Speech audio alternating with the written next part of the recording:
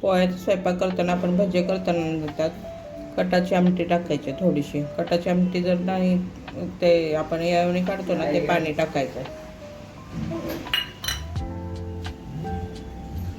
कांदा,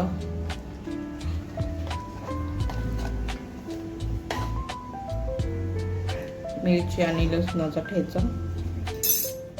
तुम्हाला लाल तिखट टाकायचं तर लाल तिखट टाकू शकता. थोडासा ओवा आता चोळून टाकायचा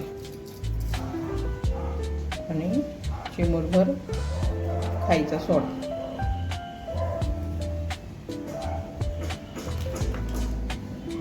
चवीनुसार मीठ. हे सगळं मिक्स करून घ्यायचं आपल्याला. थोडीशी कोथिंबीर. नक्की यावण्याचं पाणी टाका भजी करताना. भजी खूप छान टेस्टी होतात. हे सगळं मिक्स करून घ्यायचं आपल्याला चांगलं.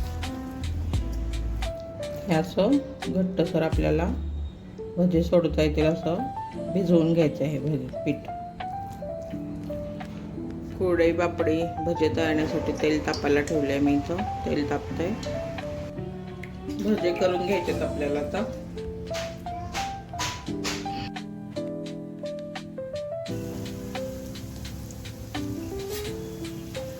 हे चांगले लालसर तळून घ्यायचेत आपल्याला.